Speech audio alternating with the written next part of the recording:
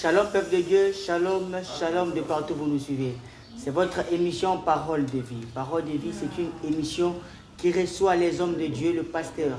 Avec eux, avec le pasteur, nous débattons, nous recevons la prédication. Les pasteurs nous enseignent ici. Devant vous, c'est votre frère Jonathan Jojo Kapanga. Jonathan Jojo Kapanga, c'est mon nom. Et derrière la caméra, c'est mon frère Héritier Yahweh, Héritier Bilili, comme moi je l'aime l'appeler. Merci beaucoup à vous tous qui nous suivez de partout. États-Unis, France, vous êtes nombreux à nous suivre. Continuez toujours à vous abonner à la chaîne YouTube Mukulu TV 100% Jésus-Christ. C'est très facile. Au quotidien YouTube, au Komikaka Mukulu TV, directement tu vas t'abonner et que ça l'a bien. Continuez de vous abonner. Cette émission, je ne suis pas seul. Mon invité est déjà là. Je vous demande d'être scotché, branché, parce qu'aujourd'hui, nous aurons à parler avec un homme de Dieu bien, qui est déjà avec nous ici. Lui-même va se présenter. Mais avant de lui laisser la parole pour se présenter, je vous demande encore de vous abonner. Abonnez-vous massivement pour que la chaîne Mukulu TV continue toujours à vous donner des bonnes émissions, des bonnes images, comme vous êtes en train de le constater. Grâce à mon ingénieur, celui qui est derrière la caméra, Héritier Yahweh. Merci beaucoup. Et là, je ne suis pas seul. Je suis avec mon invité que nous allons présenter. Papa, bonjour. Bonjour, frère Jonathan. Bonjour, nous sommes ravis de vous recevoir ici à la chaîne Mukulu TV dans l'émission Parole de vie. Moi aussi, je suis vraiment content. Pour la toute première fois, je suis ici dans votre émission. Que le Seigneur soit loué. Et surtout, je suis ravi. Merci beaucoup, papa. Vous allez un peu essayer de hausser un peu la voix pour que tous les fidèles de Mukulu TV puissent bien vous suivre. Papa, est-ce que vous pouvez vous présenter? Merci beaucoup. Moi, je m'appelle Désir Kalero Wakazadi, défenseur de l'Évangile. Je suis évangéliste, responsable de l'église évangélique Vie Nouvelle, qui est située sur l'avenue Dilandos, première rue, sur l'avenue Chula, numéro 2. Notre référence est l'entrée Ngoïndouba. Et que vous êtes sur l'entrée Ngoïndouba, sur l'avenue Chula, numéro 2, c'est là où nous sommes. Pourquoi défenseur de l'évangile? Oui, nous sommes là pour défendre la bonne évangile de Dieu. Cependant qu'il y a plusieurs personnes qui sont là pour abîmer la saine doctrine. Et nous sommes là parmi les gens que Dieu se réserve pour défendre l'évangile. Merci beaucoup, papa. Merci. Vous avez dit l'église, c'est L'église évangélique Vie Nouvelle. L'église évangélique Vie Nouvelle. Oui. C'est là où vous êtes le représentant. Je suis le pasteur, le berger de cette église. Le berger de l'église Vie Nouvelle. Oui. Merci beaucoup, papa. Je pense avec vous, nous aurons un peu à parler notre sujet que je vais donner bientôt là. Mais avant de débuter, papa, j'aimerais un peu vous poser une question directe. Que représente la Bible pour vous? Pour moi, la Bible, c'est un récit. C'est une référence de ceux-là qui ont marché avec Dieu dans le temps passé. Et pour moi, ça m'aide à me référer à ce que Dieu a fait avec les autres pour renforcer ma foi en croyant que quel que soit le problème qui peut m'arriver, je peux me référer à la Bible, parce que la Bible dit il n'y a pas quelque chose qui peut vous arriver qui n'a pas arrivé aux autres dans le monde, dans le temps passé. Alors, une fois j'ai eu une référence qui conforte ma foi, donc si j'ai un problème, je me réfère à la Bible. Qu'est-ce que vous pouvez conseiller directement, un peu, vous regardez la caméra, un conseil à tous les fidèles et tous les païens en général? Concernant la Bible? La Bible. Oui, je conseillerais à tous les païens, tous les chrétiens aussi, de considérer la Bible comme la parole de Dieu. Parce que la Bible dit tout toute écriture est inspirée de Dieu. Oui. Alors, il faut se référer à la Bible par rapport à chaque problème qui peut arriver dans ta vie. Il n'y a pas un problème qui manque de solution dans la Bible.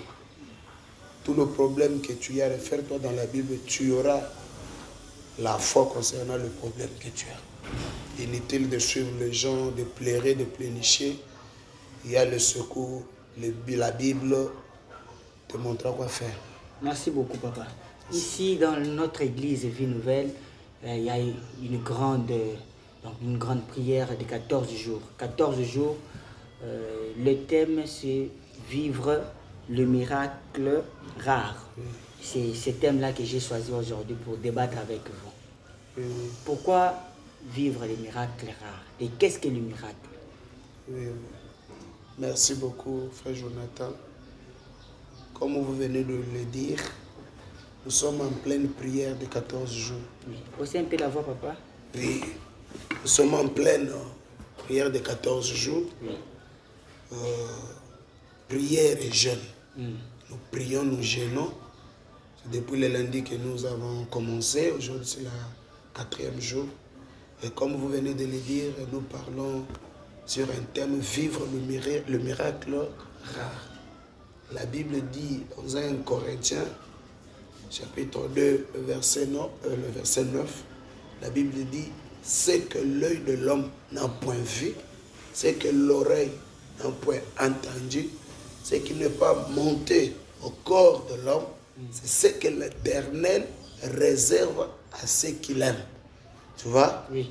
Makamu oyo euti et pas mutute. Et matina mtemba mutute. Oyo liso mutu tikala komona te. Cela veut dire oyo tikala kozala te. C'est ce que l'Éternel réserve pour naba oyo nyoso balingiye. Alors pour na oyo nyoso azo consommer ou bien azo partager moningo na nzambe, sengela yeba ke il a carrément droit na miracle oyo ezali eloko nzambe na lola azo salela oyo alingi. Alors miracle wana esengeli différence ezali. Sengeli to vivre miracle oyo eza ya kokesena na bato mosusu. Il y a une différence entre bato na nzambe na bana na nzambe. Bato na nzambe bako vivre miracle. Mais bana na nzambe esengeli ba vivre miracle oyo eleki ya bato na nzambe. Pona nini? Bato na nzambe bazo vivre selon grâce ya nzambe. Comprenez? Akola muka na tongo en vie. Ayebi nzambe te pona grâce ya nzambe apesi ye bomoye. Aza mutu na nzambe azo mérité. Dans le merveille de Dieu, nzambe asali ke azala en vie. Nzambe asali ke mama tembeleza bana balia. C'est dans la grâce et la bonté de l'Éternel qui ne s'épuise pas. Alors pona bana na nzambe abongiseli bango pona biloko oyo eza na surnaturel. Bible ezoloba que nous les chrétiens nous vivons de par la foi. Bao bazo vivre par la foi kaka bana na ndako ba oyo bayebi que nous croyons à quelqu'un qui s'appelle Jésus-Christ. Alors que le païen bayebi kombo na Yesu te. Alors biso bana ndako tozo vivre na kondima toyebi que nous avons droit à vivre les surnaturels. Mais papa, quand vous dites là, bon, je peux un peu vous contredire un peu, parce que vous dites que miracle, il faut bon mon miracle que les cas païens. Les abons même, les a sur les catés. Au moins na païen, des bango bazo, bazana ba vie moko boya bien. Mais qu'est-ce qui fait que ba chrétien ba jouir bonté ba palper miracle wanati? Voilà même. Parce que la Bible dit que je mettrai la différence entre ce que mes sœurs et ce que mes sœurs font. C'est une différence, qu'est-ce qui est à la base de tout ça? Voilà même un détail. Il y a un détail qui est la batignose. Baza musika, oyo na koloba kaka awate. Yango, je profite de cette occasion d'inviter tout le monde, de partout où vous vous retrouvez. Il y a katoko tana muzindo. Comment ça fait-il que tu as des sacrifices aux osans. De fois où le bingai masanga nazo melate, ki dumba nazo salate, Chaque fois que tu es dans l'église, arrivé à l'église, tu es chanteur, aux partenaires. Tu arrives même à un niveau de servir un sacerdoce. Mais il n'y a pas vraiment de différence entre Yom Tondimeli qui s'appelle chrétien et Liban.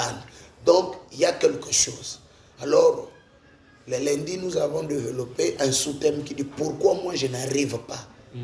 Comprends? Pourquoi je n'arrive pas à vivre ce miracle? To développer ma rambouébélé. Yango, nazo senga na ndeko mwasi. Ndeko mobali, bisiko zali. Tu es aussi capable de vivre makambo ya bien. Il y a encore un grand temps. Il y a 15 ans le bonheur. Ce n'est pas pour rien. Yesu azo yebisa Pierre. Ou a tourné que tout tiki makambo na biso nyonso. Tozo landa yo. Tozo nini. Il n'y a pas de sacrifice sans un gain, sans un bénéfice. Tozo landa yo tozo nini. Premièrement, c'est la vie éternelle. Deuxièmement, je vais te bénir. Tu as une bénédiction 100%. Donc, à l'exception de rien.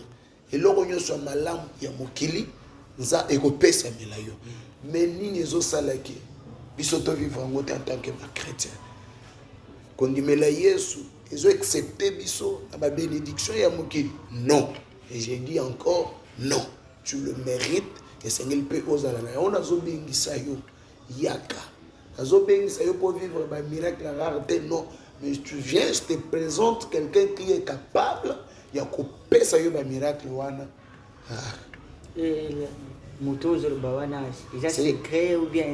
La personne c'est Jésus-Christ de Nazareth. La personne c'est Jésus-Christ de Nazareth. Donc je suis l'esclave. Merci beaucoup papa. Merci. Mais c'est comme miracle. Et koki kosali matango nini, à quel moment dans la vie d'une personne, j'aimerais un peu expliquer biso malgré je sens que zoboya ko misango ozobekisa batubaya. Tout ça vous me poussez toujours à tout dire. Bon, ici. Moi j'ai fait que mon travail. Le miracle. Oui. Baza libanda mboka baza na France, baza na États-Unis, na France, wana na mona maman Thérèse Kasongo. Je vois papa avant Kasongo, na moni batubele baza kuna ndoyina nga Jonathan zana Paris. Donc baza mo musika ba koyi ko chance ya koyate. OK. Donc j'aimerais que au flasher quand même pour que baza la quand même na moi idée ya makambo ezo de ka. Je profite de cette occasion pour nous koloba ba yenyo so bazali banda mboka. Oui. Ils peuvent se connecter dans compte na biso. Il y a médias de l'église Vie Nouvelle sur Facebook. Ce que côté ka komi médias l'église Vie Nouvelle sur Facebook pour qu'on soit makambo nyonso en détail. OK. Aux patience ya kolanda ba détails autozo lobela.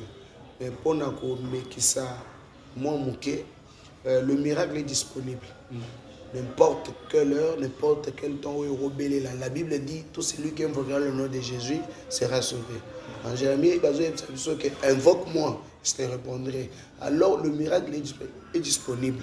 Le problème en est que il y a des conditions. Et ça n'a pas oyo et sengeli kokokisa kosala pour être capable de que tant que n'importe quel miracle à l'heure même. À l'instant même, les cambo est comme. Par exemple, toujours mon Pierre et Jean. Parce qu'ils ont sambela, bakuti muteboso na bota mabongo. Pembena église. Bible zolo baki muto atala ki bango abanda kozela et pas na bango moi et loko moko y a bien. La Bible dit il attendait peut-être que de l'or, de l'argent et ko bima et pas na bango. Mais Bible zolo baki Pierre n'a jamais bataillé, balobi fixe nous le regard. Biso tozana ngo luté mbongo te oyo zozela wana mais oyo biso tozana ngo tokopesa yo mais asengina regard ya mutu a fixé bango mais Bible zolobaki cet homme le fixait le regard mais Pierre azoloba ce qui fixe nous bien les regards quand je sonde les Écritures moi je comprends maintenant que abandaki koloba bandaki kolinga regard ya mutu et l'ongwa l'expérience moko ya biloko ya mbongo ya aide ya bato alongo la misu na ye pa mutu alongo la misu na ye et pas bandeko et pas un pasteur et pas mon toza libanda mboka wati akotiela nga code akosala boy mais regard na ye etala et pas moto Pierre na Jean bazalaki na ye na kati yenda akosala quelque chose yango lobi fixe-nous bien les regards longola miso na yo na mbongo toza mbongo akopesa yo te mais oyo biso toza na ye tokopesa yo nde alobi à l'instant même telema tamboli. La Bible dit à l'instant même à tamboli. À telemi à tamboli. Tu vois maintenant que barrière oyo ezala ki liboso na yena mbongo eza brisé parce que ezala liboso ezala ina moyen okende koluka mbongo te. Ezala na moyen ya ko kende ko tambola lolenge batu nyonso te mais tellement tamboli tellement telemi mikuwa na yezo aki makasi il a eu l'accès na makambo nyonso lokola batu misusu bazo se débrouiller. Tu comprends? Donc à l'instant même, quand il a fixé ses regards, le lingue père a yébissé, malamoko miracle salé. Nous avons des personnes aujourd'hui qui méritent d'exceller dans leur vie. Ils ont mérité, basala makambo bien, na oyo bazo sala. Mais le problème c'est quoi? Ils ignorent que il y a quelqu'un qui peut changer leur vie.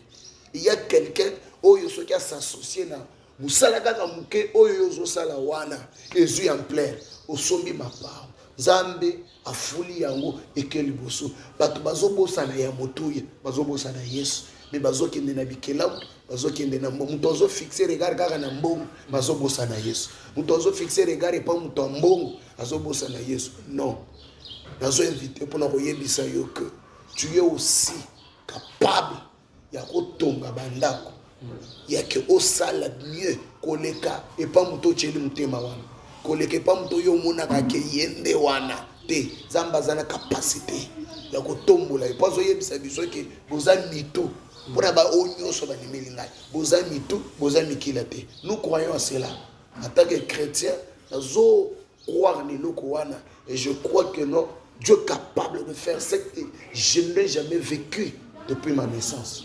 Donc si je vous ai bien compris, Batouba Longola, il dit que pas Batou Soussou, Batale dans Zambie. Miracle que ça il m'a facilement. Normalement. Problème est que ya Longola regarde et pas Batou. Tout ce qu'on a dans la Bible, Israël basali mabe. Na Moïse comme leader na bango. Ba nyoke bimezo swaba. Bible zolo que une fois nyoke sur mutu, douleur wana ebomi mutu. Bible zolo que nzamba yebisi Moïse asala serpent ya or. Tango asali serpent nzamba yebisi fixango likolo. Kochango na sete. Mutu nyoso oya kozo regard na ye. Oyo ke azana ba douleur akozo regard na fixé nyoka wana oyo sali. Carrément douleur au salaire est possible. Le serpent représentait Jésus-Christ. Vous comprenez? Manyoka oyo so ba douleur ba makambo to zokutana nango na mokili. Na mokili tozana ngo oyo tozali makambo ezebele. Mingi bato ba nyoka isa Satan. Non. Oui, il y a Satan, nyoka sala kiboye ayo kosa Adam na Ève, Satan. Cette écriture a comme l'interprétation. Hein? Comme je te l'ai dit, nyoka oyo Satan oyo Moïse asalaki achene kulus. Skota mutozolo bageza nyoka. Nyoka wana nde eza Satan boyena boy. Moïse azali boso ya Pharaon. Pharaon bimisi ba nyoka naye. Moïse lingenda ebaluki nyoka. Ozomona ke nyoka ya Moïse emeli ba nyoka mususu. Sokotolo ba ke Satan munene ameli ba Satan. Non, j'avais voulu que au pesa éclaircissement place wana ndengo do biwana. Bikela munyoso na mokili muto akeli yango Zambi. Dieu peut utiliser n'importe quoi, n'importe quand pour opérer des miracles. Pardon papa. Oui. Tant que ba pona miracle wana mais tout le monde a appelé bato qui c'est ça le miracle. Comment différencier le miracle que o isa Nzambe o isa Satan? Satan peut akotala boye mbongo payé ya bien payé au lia ngo pe Nzambe peut abimisi Dieu peut aussi créer pe mbongo payé. Merci pour la question. Nazoleli ça. C'est la question où bato ebele ba mitunaka. Oui, merci vraiment. On doit éclaircir le peuple de Dieu.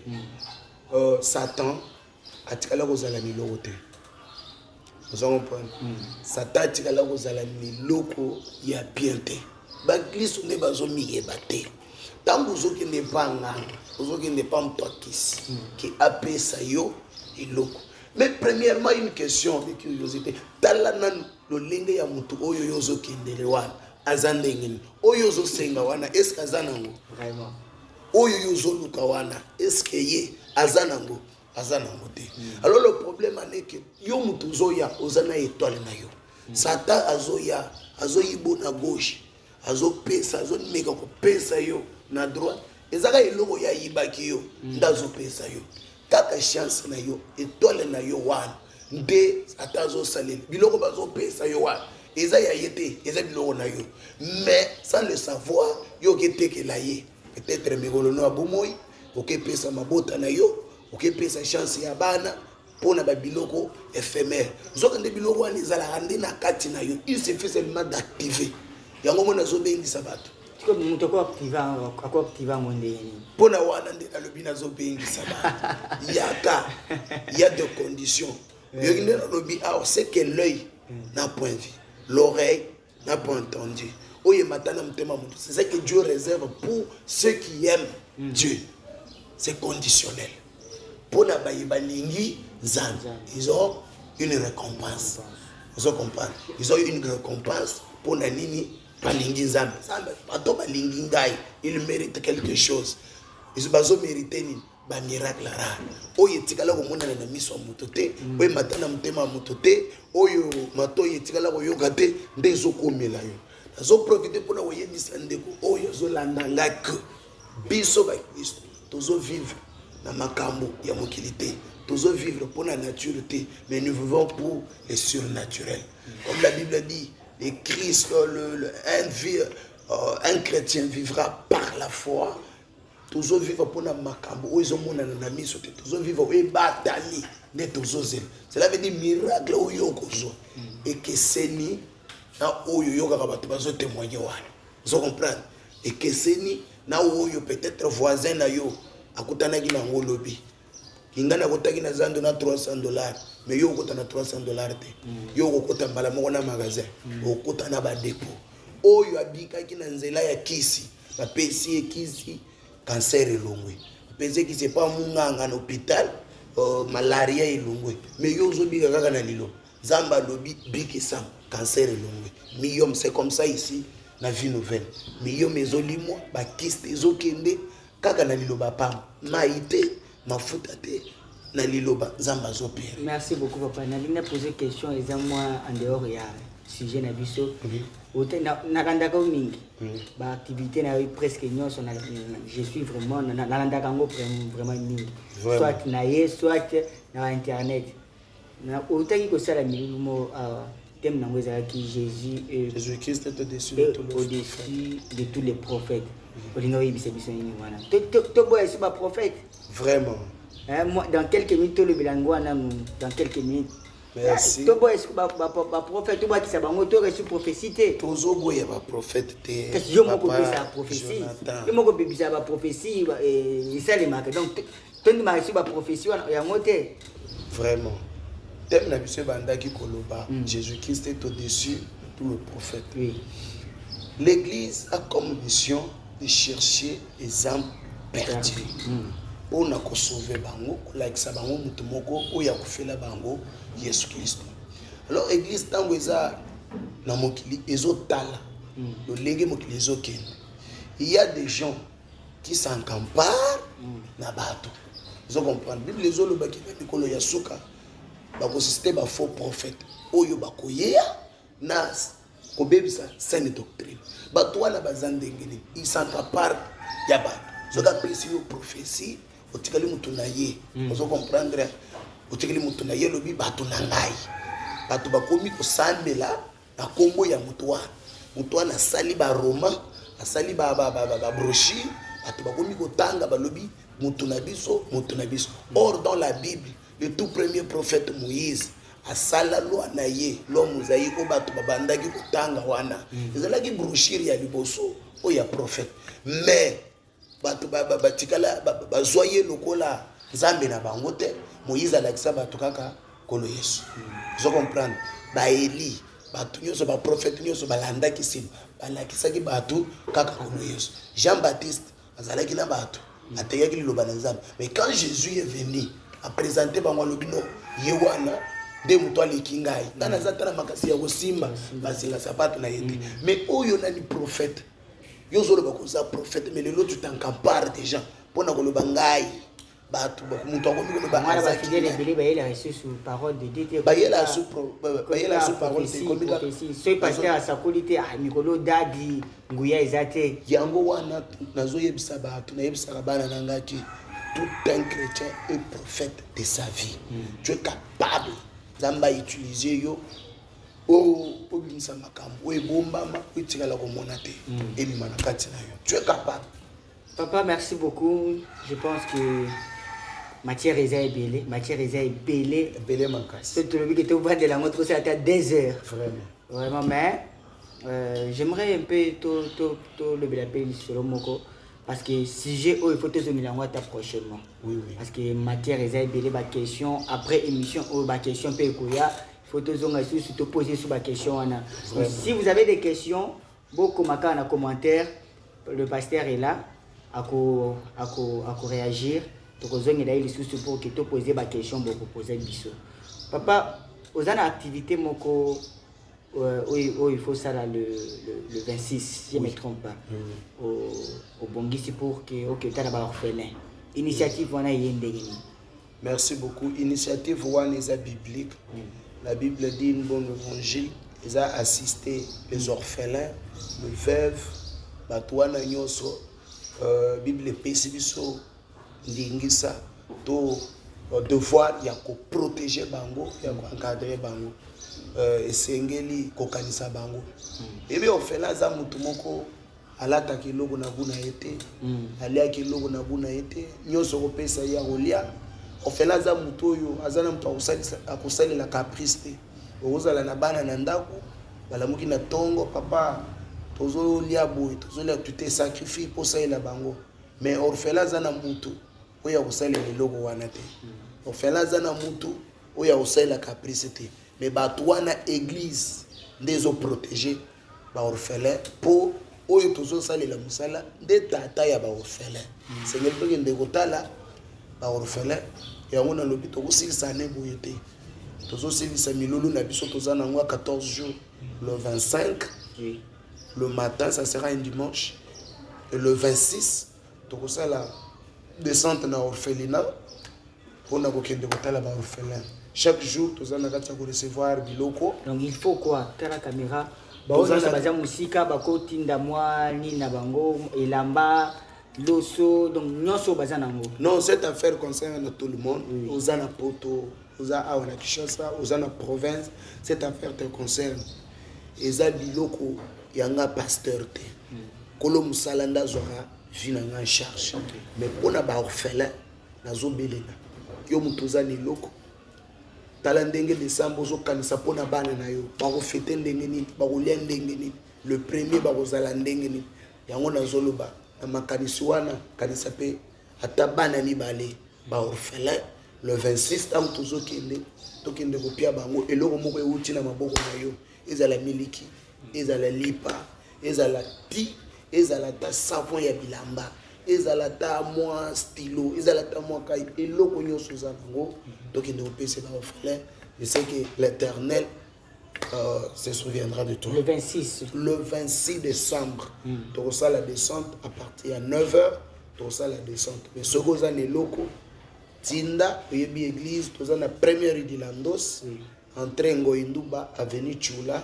numéro 2 de bisiki église ezwami téléphone so mutu aza musika akobenga pour que okozwa ta numéro na biso ya téléphone 084 71 981 pour le moment c'est le numéro otoza nango 084 71 981 à la fin c'est un numéro Orange Money Sokoza musika koki kotindelo nyoso za nango juste pour les orphelins.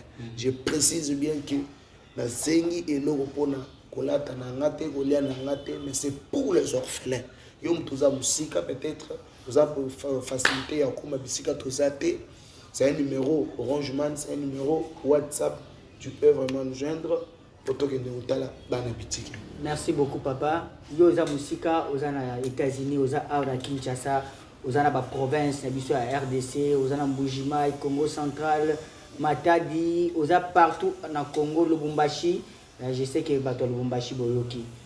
Boyoki sanga sonité, botinda biloko na bino bilamba, mbongo, basomba sucre, basomba loso, basomba basoso, ba orphelin, ba fêter pe, ba la taper bien pour na lokumu nzambe. Mbongo bokotinda bilamba bokotinda eza pour que église bala tate, pasteur ala tate, mais ekokende ko sunga bana moko baza quelque part bazangi moyen ya kolia, moyen ya kolata, moyen ya kosala moi quelque chose à bien. Donc botinda na numéro pasteur à Pessi, ça fera aussi du bien. Ce que moni que okoki ko atteindre pasteur facilement te obengi biso na numéro eza affiché na Sewana, au Bengi Biso, on est là, pour commissaire Bino et pas pasteur, pour que et commande Ndenge pasteur autour de Bango. Merci beaucoup, papa. Je pense que nous sommes arrivés à la fin. Oui. Je pense qu'il y a un message concernant aussi le 30 décembre. Veillez mon ko ya kafu eza awa. Bengi sabana nyonso ya vie nouvelle. Bao baza musika, baya le 30 veillez eza. Oui, veillez Zali, organisez veillez Mounene les 30. Oyo tokopé sans abe merci. Oui. Oya bateli biso talaka ka janvier. Dans le 1er janvier qui nous lelo, Zamba bateli biso ebele bakufi. Ebele bakufi biso to mérité. Tuna mbula oyo utiko na mbula oyo to moni mbula ko boma bato. Toi ibalite na okufa na maya mbula to akufi. Mais Zamba bateli yo peut-être place aux awana inondation salema miranda ko ya mezu yote. Zamba épargner yo. Yango to ya kopesa ye vraiment merci le 30 décembre na Botou donc à la place oyo vraiment basali nzambe bayembi batebele bakozala poto pesa nzambe merci. Alors pour le moment nous invité kaka bato le 4e jour tozo continuer chaque pourquoi 17h pendant la semaine 17h toza prière et bandi chaque dimanche de 9h à 12h. Alors yom toza musika ozala camarade ozala nani yaka kodute makambo nzambe te. Dieu est capable d'utiliser mutunyoso oyo yo ibagike na oyo komi koteya na oyo komi kosa. Dieu est capable yende kolo bato na ye yende kolo ministère kolo don. Alors okoki ko sous-estimer mutute yaka nanu pour vivre le beau ya nzambe. Vous invitez Bandeko Nyonso. Merci beaucoup papa. A PCP. Quelques salutations. Nazope sabana na nga nyonso ya vie nouvelle mbote. Na pesi bango mbote ba o baza musika. Mama ni na Canada, na pesi mbote mama Esther na États-Unis, na pesi mbote mama Patricia na Allemagne, na pesi mbote na Afrique du Sud, maman si azope mbote vraiment na kokotanga bino nyonso te. De place moza na pesi bino mbote. Et aussi je ne peux pas oublier muto asalaki lelo totelema pe toteyi à travers mateya na ye encadrement na ye à travers logique ya musala oyo azalaki nango. Je ne peux pas l'oublier. Alors je dédie cette émission à mon père apôtre représentant légal Jean Kabeya Mobikai. Place aza papa ya lola abatela yo musala na yo salaka ezobota bambu biso lelo tozo panza liloba kaka oyo ya te ya biso. Merci beaucoup. Yango nde tozo pesa bana na nzambe. Merci beaucoup. La pambola émission chaîne ezala ya Rolanda partout. Amen. Alanda no partout baluka yo et pas batamine na mboko yo. Amen. Nzamba sala émission qui nous. Amen. Merci beaucoup. Merci beaucoup papa. Merci beaucoup na baoni so balandi biso. Merci beaucoup na église Mobimba ya Vie Nouvelle pour balandi biso très bien. Merci beaucoup à héritier Yahweh Lamartine Tamba, Floribert Kabengele na Pesio merci na Pesi baoni so bazolanda biso depuis Lubumbashi. Na koena Lubumbashi. Je serai là. Na Pesi un homme de Dieu bien, Dona Mwanza na Pesi Mbote. Merci beaucoup aux Anakin. Il faut na lukato sa l'émission l'homme de Dieu Dona Mwanza, Tracy Kanda Hein, le président Tracy Kanda, merci beaucoup à toi. Sois béni. Je dis merci à Baounio sur Balandarabiso. Meilleur vœu, joyeux Noël. Nabaounio sur Balandarabiso. Mokonziambo, Kafachi Beto, Napesio, meilleur vœu. Na maman Denise, héritier Yahweh, meilleur vœu. Naouya Kolia, le premier. Merci beaucoup. Joyeux anniversaire à ma maman chérie. Que l'éternel Dieu puisse te protéger, à continuer à vous faire Babola, Mouébélé. Merci beaucoup, Nabaounio sur Balandarabiso. Moi et vous, on se retrouve prochainement. Je laisse la place pour que papa Assilissa ait une petite prière pour Mokanabiso. Merci beaucoup, papa. Père éternel, nous te rendons grâce parce que tu es Dieu. Nous avons battu l'ingaki que tokutana lelo, tolobela, musala na yo. Seigneur, nazo pambo la circonstance, kolobake, lili oyo e pambo la batebele. Nous soklo la doute, oya la incrédulité. Et puis, vraiment, la concentration que nous avons Seigneur, nous avons dit que nous avons salila ye.